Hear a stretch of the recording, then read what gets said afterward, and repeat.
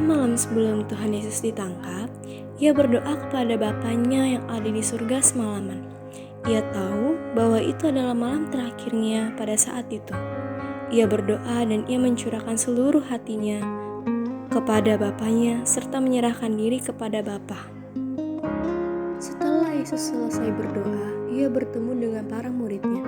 Tak lama setelah Tuhan Yesus berkata pada mereka, Yudas Iskariot, salah satu murid Tuhan Yesus, datang bersama dengan para serdadu.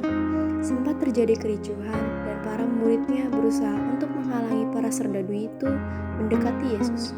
Tetapi Yesus pun menyuruh mereka untuk berhenti dan Yesus mulai menyerahkan dirinya dan mengikuti para serdadu itu dengan tidak layak dan dipukuli oleh para serdadu. Lalu setelah semalaman di dalam penjara, Yesus yang sudah ada luka di tubuhnya pun dikeluarkan dari penjara untuk diadili oleh Pontius Pilatus. Pontius Pilatus sempat menolak untuk menghukum Yesus karena tidak terdapat kesalahan apapun yang dilakukannya. Tetapi para ahli agama mengatakan bahwa dia bersalah karena melakukan pengajaran sesat kepada umat-umat Israel. Para orang-orang yang berada di sana mengatakan untuk membebaskan Barabas dan salibkan Yesus. Mereka lebih memilih Barabas, seorang pemberontak nasionalis pada zaman pemerintahan Pontius Pilatus, untuk dibebaskan. Pontius Pilatus yang tidak bisa mengadili Yesus karena tidak terbukti melakukan kesalahan apapun, ia segera mencuci tangannya dan mengelapnya dengan kain putih dan mengatakan kepada orang-orang yang ada di sana dan menyuruh mereka melakukan apa yang ingin mereka lakukan kepada Yesus. Karena Pontius Pilatus tidak ingin mengecewakan para masyarakatnya dan kehilangan gelarnya sebagai gubernur, mereka meminta untuk mencambuk Yesus dan menyalibkannya. Dan tibalah saatnya untuk Yesus dicambuk. Pakaian yang ia kenakan dibuka secara paksa oleh para serdadu dan mengikat Yesus dengan rantai besi, serta mulai mencambuk Yesus hingga tubuhnya bercucuran darah dan terdapat banyak kulit yang mulai robek akibat cambukan itu. Seusai Yesus dicambuk, Yesus dipakaikan jubah merah dan duduk. Tetapi para serdadu tetap saja mengolok-oloknya dan meludahi dia, serta memakaikan mahkota berduri dan menekannya ke kepala Yesus hingga membuat Yesus merasakan kesakitan yang luar biasa dan juga mengeluarkan darah. Seusai Yesus dicambuk dengan keadaan tubuhnya yang banyak mengeluarkan darah, Pontius Pilatus merasa bahwa hukuman terhadap Yesus sudah selesai sampai di sini. Tetapi para masyarakat masih tetap saja meminta agar Yesus disalibkan bersama dengan dua orang berdosa di sebelah kanan dan kirinya nanti. Pontius Pilatus tidak bisa menolak apa yang menjadi keinginan para masyarakatnya, jadi dia mengabulkan apa keinginan masyarakatnya dan akan menyalibkan Yesus. Pada akhirnya Yesus pun disalibkan. Yesus yang memikul salib berat itu pun mengangkatnya sambil menahan rasa sakit yang amat sangat luar biasa pada tubuhnya. Ia sudah lelah, letih, dan lemah. Yesus jatuh sebanyak 3 kali pada saat memikul salib. Tetapi untungnya ada Simon Petrus dari Kirene yang baru saja pulang kerja yang bersedia untuk membantu Yesus. Ia dan Yesus pun berjalan sambil memikul salib itu sampai ke Bukit Golgota atau Gunung Tengkorak. Sesampainya di sana, pakaian yang digunakan Yesus pun dirobek dan dibagikan kepada masyarakat dan prajurit. Yesus berbaring pada salib itu, dan para prajurit mulai mengambil paku besar dan mulai menancapkan pada kedua telapak tangan Yesus dan kaki Yesus. Yesus pun hanya bisa pasrah dan berteriak kesakitan yang sangat amat luar biasanya. Lalu setelah para prajurit menancapkan paku-paku tersebut, salib Yesus pun mulai didirikan. Para prajurit juga menaruh tulisan di atas kepala Yesus yang bertulis, Yesus orang Nazaret, Raja orang Yahudi. Para masyarakat yang melihat Yesus yang penyelamat itu menderita karena tuduhan yang tidak pantas untuknya. Yesus mempunyai banyak luka di tubuhnya, bahkan hampir 1 kilo darah yang ia keluarkan dari tubuhnya. Dari awal ia disiksa para prajurit sampai ia berada di salib. Yesus sempat berkata-kata kepada dua orang yang di sampingnya, yang sebelah kiri, seperti mencoba Yesus untuk terlepas dari rasa sakit yang ia derita saat ini kepada Bapanya yang di surga.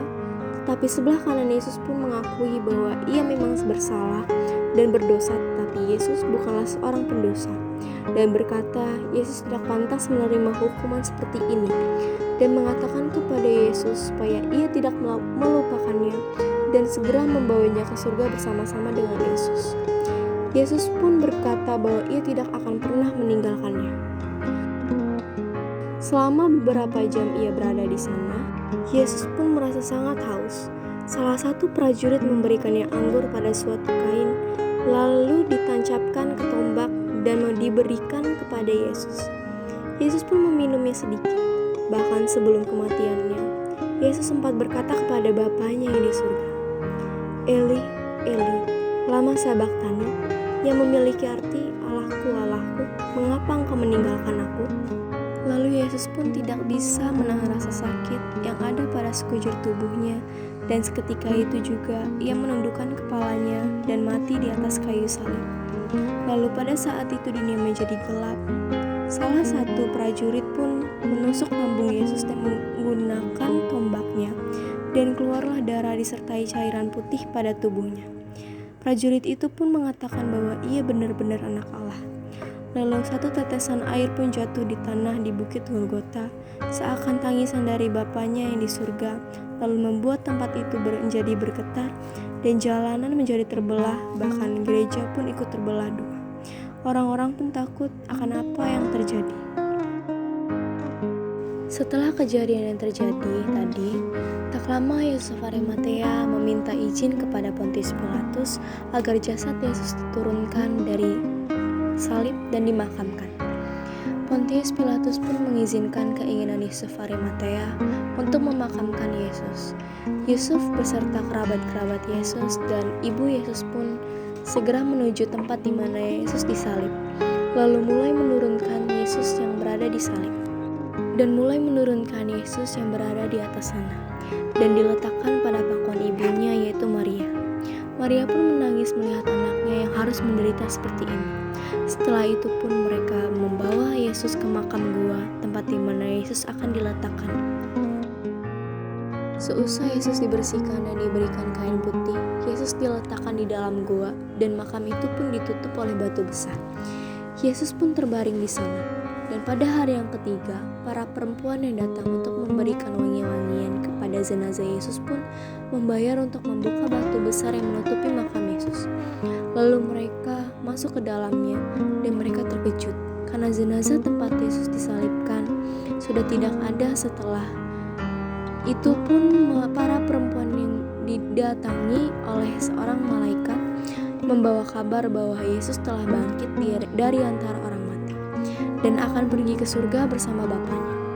Para perempuan pun berlari menemui murid-muridnya dengan keadaan antara bahagia, takut, dan terkejut. Sesampainya di sana, mereka menyampaikan apa yang disampaikan malaikat pada mereka. Para murid Yesus yang mendengar itu pun tidak percaya, tetapi para perempuan itu meyakinkan bahwa itu memang terjadi. Dan salah satu murid Yesus pun berlari menuju makam Yesus, dan ya, benar saja bahwa makam tersebut telah kosong. Yesus pun menampakkan diri kepada semua murid-muridnya. Mereka yang awalnya tidak percaya menjadi percaya pada Yesus bahwa ia telah benar-benar bangkit pada hari yang ketiga. Salah satu murid Yesus yang bernama Thomas itu kurang percaya pada Yesus. Yesus pun menyuruh Thomas untuk menyentuh telapak tangan di mana bekas para prajurit yang menancapkan paku padanya. Barulah Thomas percaya kepada Yesus. Setelah bercakap-cakap dengan para muridnya, Yesus pun berkata bahwa ia harus segera ke surga dan duduk di sebelah kanan Bapa. Para muridnya mengikuti Yesus ke suatu padang rumput. Sebelum Yesus terangkat ke surga, Yesus meminta kepada para muridnya untuk menyebarkan tentang kerajaan Allah kepada orang banyak dan mengikuti Dia. Yesus akan selalu menyertai mereka dan menjaga mereka dari atas sana. Tak lama setelah mengatakan hal itu, Yesus pun terangkat ke surga yang disaksikan oleh para murid-muridnya.